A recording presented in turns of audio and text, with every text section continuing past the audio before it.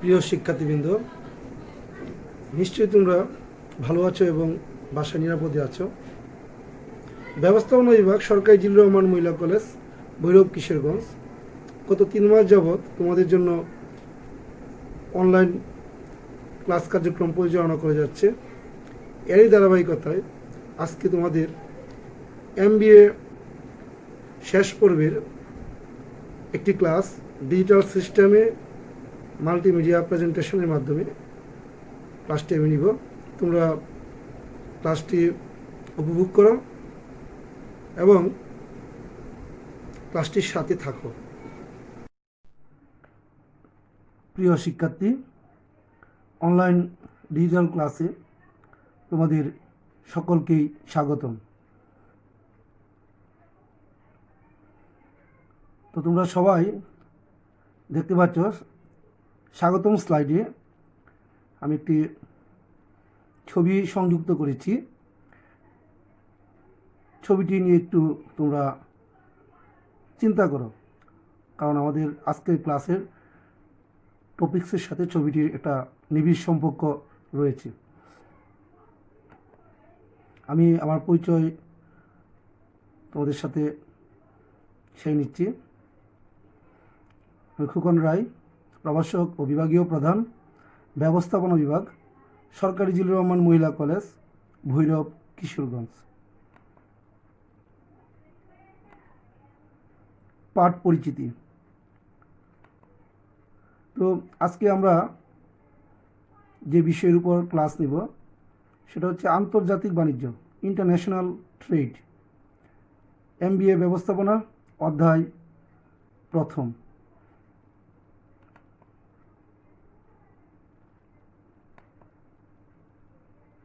আলোচনার বিষয়। প্রিয় শিক্ষার্থীবৃন্দ, আজকে আমরা যে ক্লাসটি করব সেই ক্লাসের আলোচনার বিষয় হচ্ছে গ্লোবালাইজেশন, বিশ্বায়ন। তো আজকে আমরা যে ক্লাসটি করব সেই ক্লাস থেকে আমরা যা যা শিখতে পারবো, মানে শিখন ফল। আজকের ক্লাসের শিখন ফল হচ্ছে, প্রথমত বিশ্বায়ন কি। প্রথম শিখন ফলটা হচ্ছে বিশ্বায়ন কি তা তোমরা সকলেই বলতে পারবে। 2, বিশ্বায়নের বৈশিষ্ট্যসমূহ চিহ্নিত করতে পারবে। 3, বিশ্বায়ন উদ্ভাবনের কারণসমূহ বর্ণনা করতে পারবে। 4, বিশ্বায়নের প্রভাব ও বা ফলাফল ব্যাখ্যা করতে পারবে।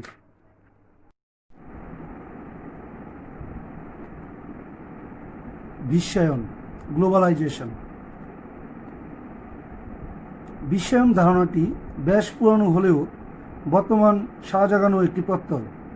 গ্লোব শব্দটি প্রথম ব্যবহৃত হয় 1551 সালে এবং শব্দটি প্রথম ব্যবহৃত হয় 1776 সালে।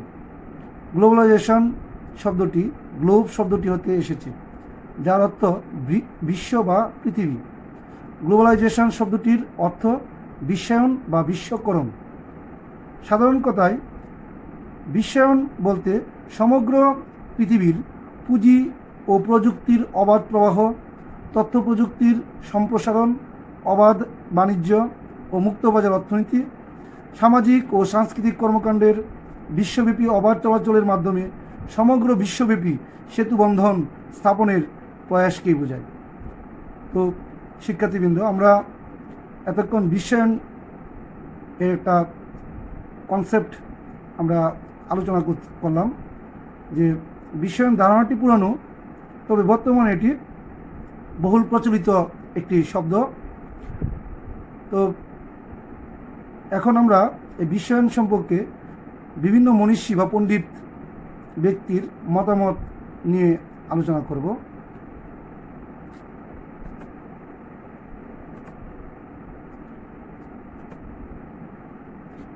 মার্টিন এলব্রো তার ইন্ট্রোডাকশন টু গ্লোবালাইজেশন গ্রন্থে বলেন, বিশ্বায়ন হলো একটি সামগ্রিক কমিউনিটির মধ্যে সমস্ত বিশ্ববাসীকে নিয়ে আসার প্রক্রিয়া। তাহলে আমরা কি বুঝলাম? যে বিশ্বায়ন হলো একটি সামগ্রিক কমিউনিটির মধ্যে সমস্ত বিশ্ববাসীকে নিয়ে আসার প্রক্রিয়া।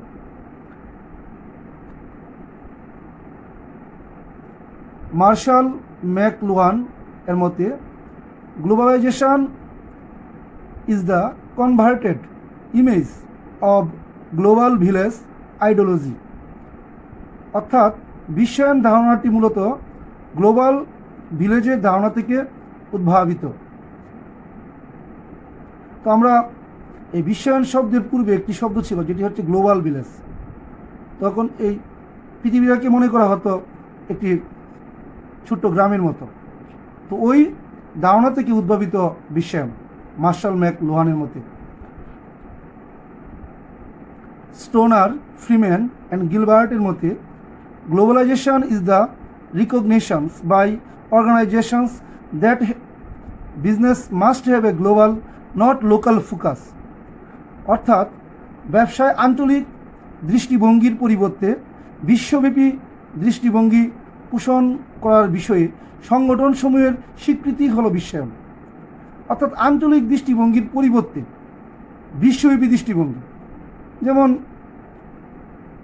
বাংলাদেশ, ইন্ডিয়া বা সার্কভুক্ত দেশ, এটাকে আমরা অঞ্চল যদি মনে করি তাহলে তো এটা বিশ্ব না। বিশ্ব হচ্ছে সমগ্র পৃথিবী, পৃথিবীর সবগুলো দেশ। তাহলে গ্লোবালাইজেশন মানে হচ্ছে আঞ্চলিক দৃষ্টিভঙ্গির পরিবর্তে বিশ্বব্যাপী দৃষ্টিভঙ্গি পোষণ করার বিষয়ে সংগঠনসমূহের স্বীকৃতি। তো আমরা এতক্ষণ বিভিন্ন গ্রন্থাগার বা পণ্ডিত ব্যক্তিদের মতামত বিশ্বায়ন সম্পর্কে আমরা আলোচনা করলাম। তো আশা করি তোমরা সকলেই এই বিশ্বায়ন বা গ্লোবালাইজেশন সম্পর্কে একটা ধারণা পেয়েছ। তোমরা বইয়ে আরও ভালোভাবে অধ্যয়ন করবে। তো এরপরে যে শিকন ফল, বিশ্বায়নের বৈশিষ্ট্য, আমরা একটা গ্রাফিক্যাল প্রেজেন্টেশনের মাধ্যমে বিশ্বায়নের কি কি বৈশিষ্ট্য আমরা দেখতে পাচ্ছি।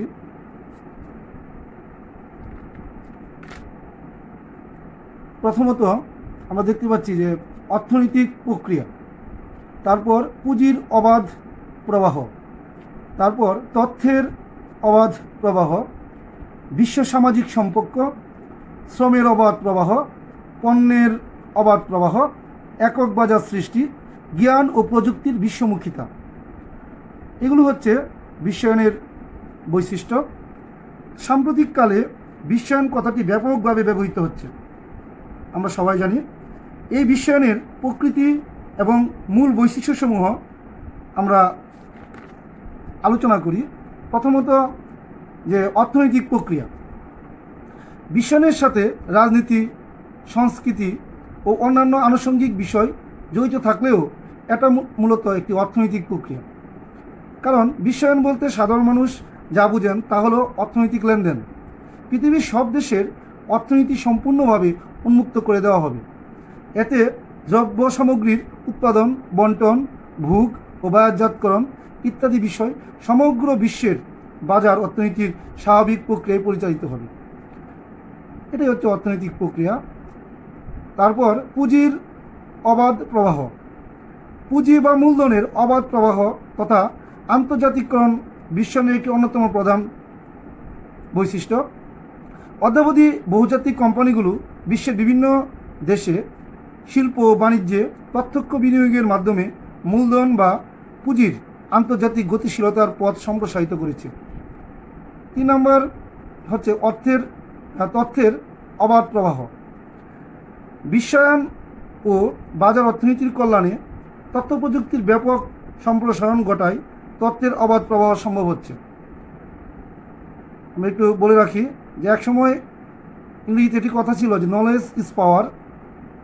বর্তমানে নলেজ ইজ পাওয়ার ঠিক আছে, কিন্তু এখন information and technology is power, অর্থাৎ তথ্য এবং প্রযুক্তি হচ্ছে বর্তমান সময়ে শক্তি। তো তথ্যের অবাধ প্রবাহ যদি থাকে তাহলে একটা দেশ খুব দ্রুত বিশ্বের সাথে তাল মিলিয়ে এগিয়ে যেতে পারবে।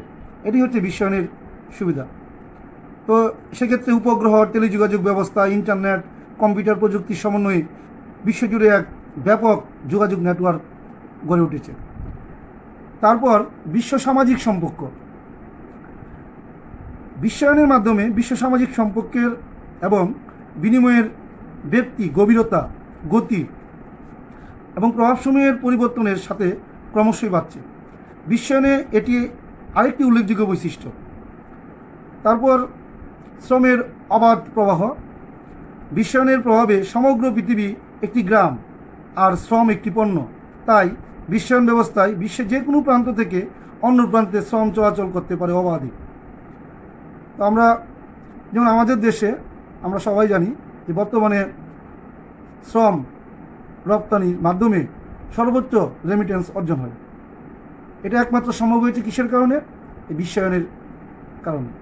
তো আমাদের দেশের শ্রমিক মালয়েশিয়া যাচ্ছে, আমাদের দেশের শ্রমিক সৌদি আরব যাচ্ছে, আমাদের দেশের শ্রমিক কানাডা যাচ্ছে, আমাদের ইতালি যাচ্ছে। তো এটা বিশ্বায়নেরই একটি ফসল। পণ্যের অবাধ প্রবাহ। বিশ্বায়নের কারণে বাণিজ্য উদারীকরণ প্রক্রিয়ায় আমদানির উপর সব ধরনের নিয়ন্ত্রণ তুলে নিতে সব দেশ একমত হয়েছেন। ফলে বিশ্বের বিভিন্ন দেশে উৎপাদিত পণ্য সামগ্রী অবাধে এক দেশ থেকে অন্য দেশে প্রবাহিত হচ্ছে। বিভিন্ন দেশের বাজার উন্মুক্তকরণের মাধ্যমে দ্রব্য সামগ্রীর অবাধ প্রবাহ নিশ্চিত করাই বিশ্বায়নের অন্যতম লক্ষ্য। তারপর একক বাজার সৃষ্টি। সমগ্র বিশ্বকে ব্যবসার একটি একক ক্ষেত্র তৈরির লক্ষ্যে বিশ্বের বিভিন্ন দেশের অবস্থানগত দূরত্ব কমিয়ে এনে বিশ্বব্যাপী এক বাজার সৃষ্টি ও তার বিকাশ সাধন করা বিশ্বায়নের আরেকটি গুরুত্বপূর্ণ বৈশিষ্ট্য। সমগ্র বিশ্বে বাজার একটা হবে এবং এই বাজারে পৃথিবীর সব দেশের পণ্য অবাধে চলাচল করবে। এটাই হচ্ছে বিশ্বায়নের সবচেয়ে গুরুত্বপূর্ণ সুবিধা। তারপর জ্ঞান ও প্রযুক্তির বিশ্বমুখিতা। এই বিশ্বায়নের আরেকটি গুরুত্বপূর্ণ বৈশিষ্ট্য হলো বিশ্বায়ন ব্যবস্থা সমগ্র বিশ্বকে একমুখী করার লক্ষ্যে জ্ঞান, পুঁজি ও প্রযুক্তির বিশ্বমুখী প্রবাহ নিশ্চিত করা। অর্থাৎ এক দেশে প্রযুক্তি, অন্য দেশে রপ্তানি, এক দেশের জ্ঞান, বিজ্ঞান, প্রযুক্তি মাধ্যমে অন্য আরেকটি উন্নয়নশীল দেশ দেখা গেছে যে তার এটা রপ্তানি করে সে উন্নত হয়ে যাচ্ছে। এটি হচ্ছে বিশ্বায়নের গুরুত্বপূর্ণ বৈশিষ্ট্য। তো প্রিয় শিক্ষার্থী, আমরা এতক্ষণ বিশ্বায়নের বৈশিষ্ট্য সম্পর্কে আলোচনা করলাম। আশা করি তোমরা আলোচনা মনোযোগ সহকারে শুনেছ এবং এই সম্পর্কে তোমাদের একটা প্রাথমিক আইডিয়া হয়েছে। তোমরা তোমাদের নির্দিষ্ট বই থেকে তোমরা এই বিশ্বায়নের বৈশিষ্ট্য সম্পর্কে আরও সম্মুখ ধারণা নিয়ে নিবে। তারপর আজকে আমাদের যে শিকন ফল সেটি হচ্ছে বিশ্বায়নের উদ্ভবের কারণসমূহ। তো বিশ্বায়ন যে উদ্ভব, কি কারণে বিশ্বায়নের উদ্ভব হলো? আমরা স্ক্রিনে দেখতে পাচ্ছি বিশ্বায়নের যে উদ্ভবের কারণ। এর মধ্যে প্রথম কারণ হচ্ছে তথ্য ও যোগাযোগের প্রযুক্তির বিকাশ। তথ্য ও যোগাযোগ প্রযুক্তির বিকাশ। 2 নম্বর কারণ হচ্ছে বহুজাতিক সংস্থা গড়ে তোলা। 3 পরিবেশ সংকট মোকাবেলা করা। 4 সমাজতন্ত্রের মন্থর গতি। 5 সাম্রাজ্যবাদীদের উচ্চবিলাস। 6 উন্নয়নশীল দেশগুলোর উন্নয়ন স্পৃহা। 7 বিশ্ব সমাজ ব্যবস্থার পরিবর্তন। 8 জনসাধারণের মনোভাব পরিবর্তন। 9 গণতন্ত্রের বিস্তার। 10 সংস্কৃতির অবাধ প্রসার। তো বিশ্বায়নের উদ্ভবের যে কারণ, সেই কারণের প্রথমেই হচ্ছে তথ্য ও যোগাযোগ প্রযুক্তির বিকাশ। বিশ্বায়ন প্রক্রিয়ার প্রধান কারণ হচ্ছে তথ্য ও যোগাযোগ প্রযুক্তির বিস্ময়কর বিকাশ।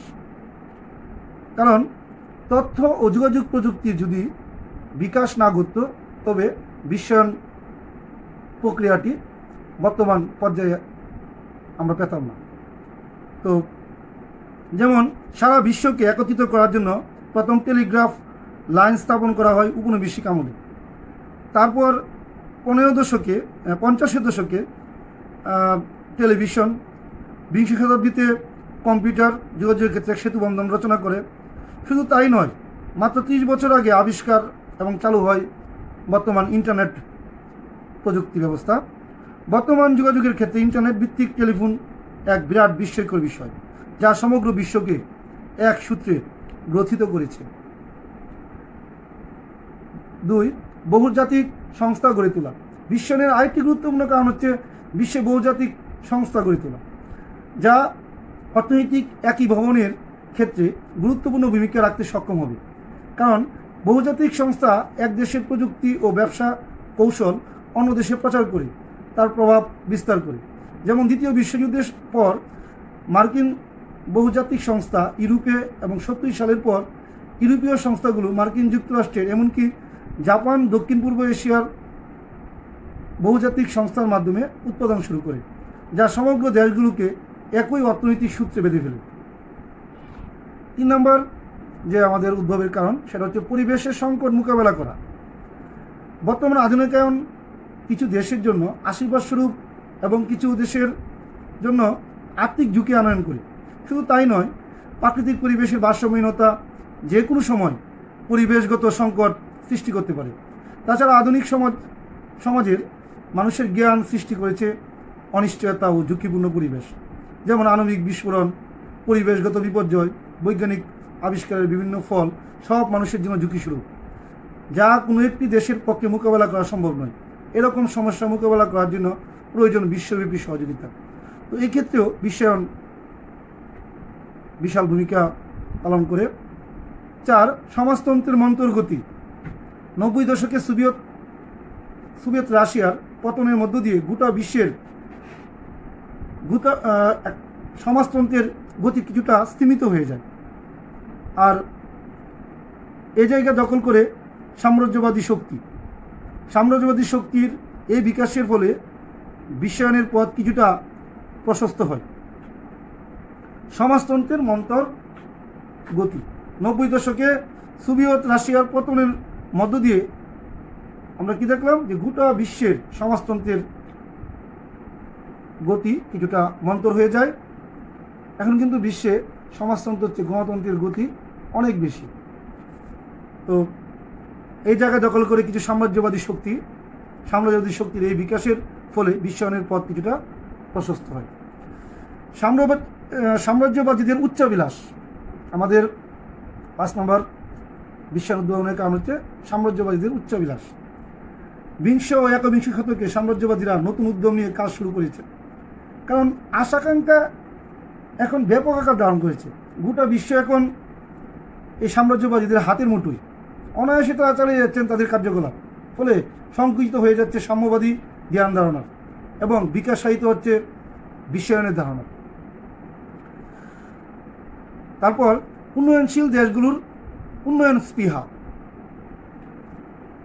দ্বিতীয় বিশ্বযুদ্ধের পরবর্তী পর্যায়ে তৃতীয় বিশ্বের উন্নয়নশীল দেশগুলোর অবস্থা ক্রমশ খারাপের দিকে যেতে থাকে। তৃতীয় বিশ্ব মানে যে আমাদের মতো দেশগুলো, তো আমাদের অবস্থা খারাপের দিকে যেতে থাকে। তাই উন্নয়নশীল দেশগুলোর ভবিষ্যৎ পরিণতির দিকে লক্ষ্য না করে চলমান উন্নয়নকে ধরে রাখার জন্য বিশ্বায়নকে স্বাগত জানান। ফলে তাদের উন্নয়নমুখী স্পৃহার জন্য বিশ্বায়নের বিকাশ সাহিত্য হয়। 7 নম্বর কারণ হচ্ছে বিশ্ব সমাজ ব্যবস্থার পরিবর্তন। পৃথিবীর চিরস্থায়ী ও পরিবর্তনহীন বলে কিছুই নেই। আজ যা হয়তো উন্নতির শীর্ষে সমীচীন, কাল হয়তো তা অস্তিত্ব বিলুপ পাবে।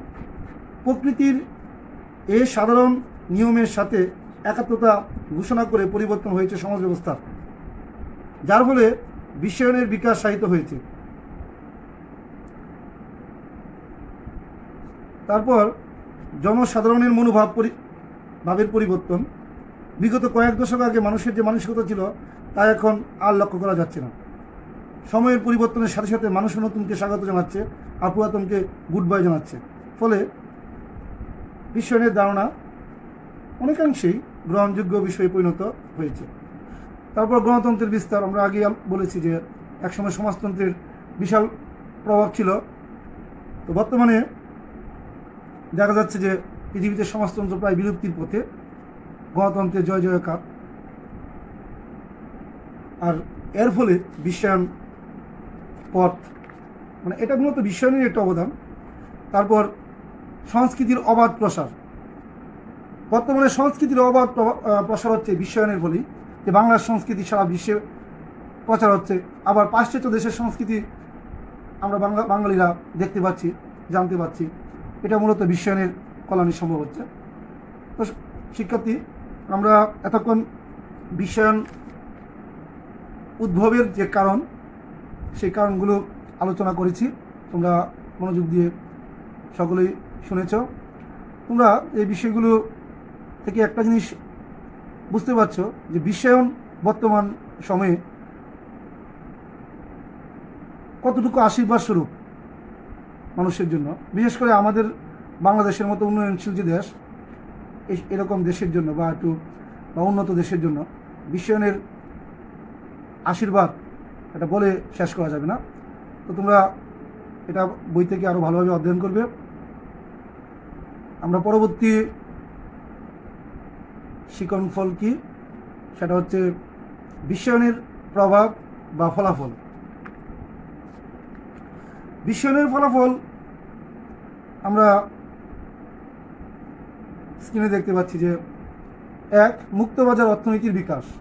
আমরা বিগত স্লাইডে আমরা আলোচনা করেছি যে বিশ্বায়নের ফলে সমস্ত পৃথিবীর অঞ্চল না, মানে সারা পৃথিবী একটা বাজার সৃষ্টি হচ্ছে, যে বাজারে পৃথিবীর বিভিন্ন দেশের পণ্য সামগ্রী অবাধে ঢুকে যাচ্ছে। তো এর ফলে সকলেই এর সুফল ভোগ করতে পারছে। মুক্তবাজার অর্থনীতি এভাবে বিকাশ হচ্ছে। সাম্রাজ্যবাদীদের শক্তি বৃদ্ধি। বিশ্বায়নের কারণে বিশ্বের প্রতিনিধিত্ব এখন সাম্রাজ্যবাদীদের হাতে। তারা গোটা বিশ্বকে নিজের আয়ত্তে আনতে সক্ষম হয়েছে। তো তারা নিজের স্বার্থে অসাধ্যকে জয় করতে তোয়াক্কা করছে না। তবে এর ফলে সমাজ ব্যবস্থায় পরিবর্তন বিপরীতমুখী হতে যাচ্ছে, কারণ বিশ্ব এখন সাম্রাজ্যবাদীদের হাতের মুঠোয়। তারা নিজ স্বার্থে প্রয়োজন মতো তা ব্যবহার করছে। শিল্পক্ষেত্রে পরিবর্তন। বিশ্বায়ন বর্তমান অবস্থা লগ্নের শিল্পায়ন প্রক্রিয়ায় বিগত কয়েক দশক আগের শিল্পায়ন প্রক্রিয়ার দিকে লক্ষ্য করলে বিশ্বায়ন সম্পর্কে কিছুটা ধারণা পাওয়া যায়। বিশ্বায়নের ক্ষেত্রে গোটা বিশ্বের শিল্পক্ষেত্রে অবাধ প্রতিযোগিতার সৃষ্টি হয়েছে। ফলে যার শিল্প যত উন্নত, সে তত উন্নতি সাধন করতে পারছে, অন্যরা কিন্তু ছিটকে পড়ে যাচ্ছে। যেমন আমাদের বাংলাদেশের যদি কোনো শিল্প পৃথিবীর যে কোনো দেশের চেয়ে ভালো হয়, তো আমাদের এই শিল্প সারা পৃথিবীতে দ্রুত বিস্তার লাভ করছে। যেমন আমাদের তৈরি পোশাক শিল্প সমগ্র পৃথিবীতে মোটামুটি একটা শাসন করে যাচ্ছে, এবং আমাদের বাংলাদেশে রপ্তানি আয়ের অন্যতম প্রধান খাত হচ্ছে তৈরি পোশাক শিল্প। 4, কৃষিক্ষেত্রে পরিবর্তন। কৃষিক্ষেত্রে পরিবর্তন। বিশ্বায়নের বলে শিল্পক্ষেত্র ছাড়া কৃষিক্ষেত্র কিন্তু ব্যাপক পরিবর্তন লক্ষ্য করা যাচ্ছে, কারণ সারা বিশ্বের কৃষির জন্য প্রয়োজনীয় উপকরণাদি এখন সকলের নাগালের কাছে। তবে এক্ষেত্রে ধনতান্ত্রিক দেশগুলো তুলনামূলকভাবে বেশি দূর অগ্রসর হচ্ছে। আবার আমাদের বাংলাদেশ, আমরা এই বিশ্বায়নের কারণে উন্নত যে কৃষিক্ষেত্রে উন্নত যন্ত্রপাতির আমরা ব্যবহার করতে পারছি, বিদেশ থেকে আমরা আমদানি করছি, এবং আমাদের দেশের কৃষকরা এই উন্নত প্রযুক্তি যন্ত্রপাতি ব্যবহার করে দ্রুত তাদের কৃষিকাজ অনায়াসে সম্পন্ন করছে। এটা বিশ্বায়নের একটা প্রভাব। উন্নত দেশগুলোর অবস্থা। বিশ্বায়নের ফলে সারা বিশ্বের উন্নত দেশগুলো এখন বিজয়ের আলোকবর্তিকা অতি সহজেই গড়ে তুলতে সক্ষম হচ্ছে। তারা সারা বিশ্বের সাথে প্রতিযোগিতায় এমনিতে স্থান দখল করছে, কারণ বিশ্বায়নের স্রষ্টা তো তারাই। তাহলে সুবিধা যে তারা বেশি পাবে তা বলার অপেক্ষা রাখে না। তারপর বিশ্ব যোগাযোগ ব্যবস্থার উন্নতি। বিশ্বায়নের ফলে বিশ্ব যোগাযোগ ব্যবস্থার বিরাট পরিবর্তন সাধিত হয়েছে। আমরা এখন তথ্য প্রযুক্তি প্রয়োগ করে বিশ্ব যোগাযোগ ব্যবস্থা যা দূরতিগম্য ছিল তা প্রয়োজন মতো ব্যবহার করতে পারছি। ফলে যে ক্ষেত্রে অতীতের যোগাযোগ ব্যবস্থা হচ্ছে বর্তমান একবিংশ শতকের যে যোগাযোগ ব্যবস্থার উন্নয়ন ক্ষেত্রে মানে বিশাল গতির বৃদ্ধি পেয়েছে। আমরা মুহূর্তের মধ্যে পৃথিবীর যে কোনো দেশের যে কোনো তথ্য আমরা পেয়ে যাচ্ছি। তারপর তথ্য প্রযুক্তির উন্নতি। তথ্য আদান প্রদানের ক্ষেত্রে বিশ্বায়নের বিরাট প্রভাব রয়েছে, কারণ অবাধ তথ্য প্রযুক্তির বিকাশের ফলে যে দেশ যত প্রযুক্তির দিকে অগ্রগামী, তারা তত উন্নয়ন করতে সক্ষম হচ্ছেন। আবার পাশাপাশি তবে প্রতিযোগিতায় টিকতে না পেরে পিছনে পড়ে যাচ্ছে উন্নয়নশীল দেশগুলো। সন্ত্রাসবাদী কার্যকলাপে বৃদ্ধি। বিশ্বায়নের ফলে যদিও অনেকটা সুবিধা হয়েছে, তবে বিরূপ প্রভাব তো থেকে যায়। তথ্য প্রযুক্তি বিকাশের ফলে এখন সন্ত্রাসবাদী কার্যকলাপের মাত্রাও কিন্তু ব্যাপক বৃদ্ধি পাচ্ছে। গোটা বিশ্ব সন্ত্রাস মোকাবেলার জন্য কঠোর পদক্ষেপ নিতে এখন বাধ্য হচ্ছে। এটা বিশ্বায়নের একটা কুপ্রভাব। বিশ্বায়ন বিরোধীদের আন্দোলনের মাত্রা বৃদ্ধি। একবিংশ শতাব্দীর জন্য আশীর্বাদ হলেও বিশ্বের সাম্রাজ্যবাদীদের কাছে এর গ্রহণযোগ্যতা নেই। তাই বিশ্বের সাম্যবাদী মানুষগুলো বিশ্বায়নের ধারণার বিরুদ্ধে প্রতিবাদে সোচ্চার হচ্ছে, কিন্তু তারা এই সাম্রাজ্যবাদীদের আগ্রাসী নীতির সাথে তাল মিলিয়ে চলতে পারছে না, পারবে না। তো বিশ্বায়ন বিরোধীদের আন্দোলন এটা চলতে থাকবে। তবে আমার মনে হয় এর পাশাপাশি এই পিছিয়ে পড়া দেশগুলো চেষ্টা করতে হবে যেন তথ্য প্রযুক্তির ক্ষেত্রে দ্রুত উন্নতি সাধন করা যায়। 10. ধনবৈষম্যের সৃষ্টি। বিশ্বায়নের একটি খারাপ প্রভাব হলো বিশ্বে ব্যাপক ধন বৈষম্য সৃষ্টি, এবং 11 নম্বর হচ্ছে সাংস্কৃতিক আগ্রাসন। বিশ্বায়নের সাংস্কৃতিক আগ্রাসন সৃষ্টি করছে, যে প্রত্যেক দেশে নিজস্ব কিছু সাংস্কৃতিক ঐতিহ্য থাকে। বিশ্বায়নের ফলে দেখা যাচ্ছে যে যেন আমাদের বাংলাদেশ আমাদের নিজস্ব সংস্কৃতির পরিবর্তে পাশ্চাত্য সংস্কৃতি আমাদের সংস্কৃতির উপর রীতিমতো বিশাল প্রভাব সৃষ্টি করছে। এটা হচ্ছে একটা কুপ্রভাব। তো প্রিয় শিক্ষার্থী, আমরা এতক্ষণ বিশ্বায়নের যে প্রভাব বা ফলাফল সম্পর্কে আমরা বিস্তারিত আলোচনা করলাম। তোমরা এই বিষয়গুলো আরেকটু মনোযোগ সহকারে অধ্যয়ন করবে, তাহলে তোমরা বিশ্বায়ন প্রভাব বা ফলাফল সম্পর্কে সম্যক ধারণা অর্জন করতে পারবে।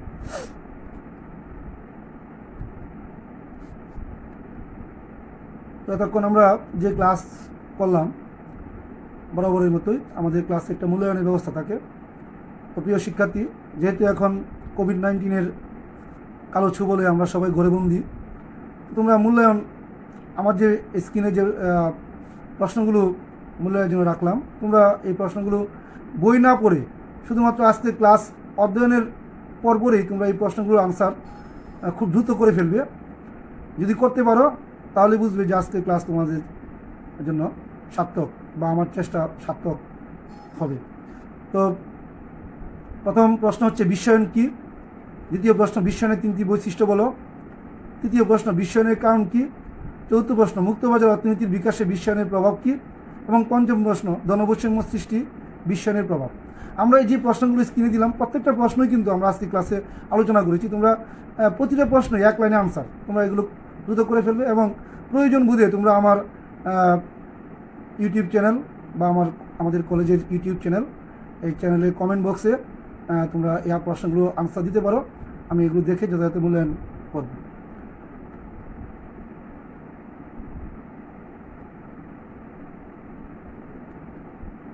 তো আমাদের আজকের ক্লাস একদম শেষ পর্যায়ে। আমি তোমাদের আজকের ক্লাস থেকে কিছু হোমওয়ার্ক দিয়ে দিচ্ছি। এই হোমওয়ার্কটি অবশ্যই তোমরা বাসায় করে ফেলবে। বিশ্বায়নের পক্ষে ও বিপক্ষে 5টি কারণ তুলে ধরো। আমরা এতক্ষণ যে আলোচনা করলাম এখানে কিন্তু গুড সাইড ব্যাড সাইড উভয় সাইড নিয়ে আমরা আলোচনা করেছি বিশ্বায়নের। তো তোমরা আজকের এই ক্লাস থেকে এখনই খাতা কলম নিয়ে বসে পড়বে এবং পক্ষে এবং বিপক্ষে 5টি কারণ তুলে দেওয়ার চেষ্টা করবে। তো আজকের ক্লাস আমরা একেবারেই শেষ পর্যায়ে। এতক্ষণ তোমরা ক্লাসের সাথে থাকার জন্য আমি সকলকেই আমার অন্তরের অন্তঃস্থল থেকে ধন্যবাদ জানাচ্ছি। সবাই সুস্থ থাকো, ভালো থাকো।